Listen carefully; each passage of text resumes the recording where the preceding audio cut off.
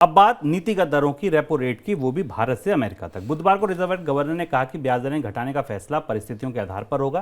उन्होंने कहा कि महंगाई के खिलाफ लड़ाई अभी खत्म नहीं हुई। अगले महीने खुदरा महंगाई जरूर 4.7% के नीचे रहने की संभावना है और वित्त वर्ष 2023 में जीडीपी ग्रोथ 7% से अधिक रही तो कोई आश्चर्य नहीं होगा। इस बीच फेड रिजर्व की ओर से मई में हुई बैठक के मुख्य अंश जारी हुए। इसमें कहा गया है कि आगे ब्याज दर बढ़ाने के लिए अनिश्चितता है, कुछ समझ नहीं आ रहा है, असमंजस है कि क्या किया जाए। ब्याज दरें बढ़ाने पर अधिकारियों की राय मिली जुली है। कोई कह रहा है बढ़ानी चाहिए, कोई कहता नहीं अब रोक दीजिए, यहीं से वापस लौटिए।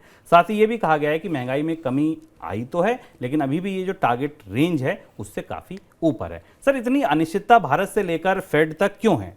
दोनों के बयानों से दो मंतव्य निकलते हैं। एक ये कि दोनों देशों के केंद्रीय बैंक ये नहीं समझ पा रहे हैं कि अर्थव्यवस्था में महंगाई की गति किस तरफ रहने वाली है। भारत के रिजर्व बैंक के गवर्नर शक्तिकांत दास ने जो बात कही उसका मतलब था कि मौसम के माहौल का पता नहीं है, एल नीनो का खतरा है, वास्तविक परिस्थितियां जैसी होंगी उस तरह से हम ब्याज दरों पर निर्णय लेंगे। फेड के जो मिनट आए उसमें इस बात का इशारा किया गया कि जो आंकड़े आएंगे अर्थव्यवस्था से, जो वास्तविकताएं दिखेंगी, उस आधार पर फैसला किया जाएगा। तो इसलिए ऐसा लगता है कि दोनों प्रमुख बैंक, भारत का बैंक और फेडरल रिजर्व, अब डेटा सेंट्रिक अप्रोच की तरफ आगे बढ़ेंगे। वो ये देखने की कोशिश करेंगे कि वास्तविक तौर पर महंगाई की परिस्थिति क्या है। अमेरिका में महंगाई की दर अभी भी ऊंची है, अमेरिका की जो सहनीय स्तर उससे काफ़ी ऊंची है, 2% के आसपास। इसलिए अमेरिका में इस बात की संभावना बनती दिखाई दे रही है कि फेडरल रिजर्व का जो हॉकिश या आक्रामक रुख है वो बना रहेगा। बढ़ोतरी, ब्याज दरों में बढ़ोतरी, कमी की तो कोई उम्मीद नहीं, ब्याज दरों में बढ़ोतरी के 1-2 दौर और आ सकते हैं। भारतीय रिजर्व बैंक की राय मिली जुली है।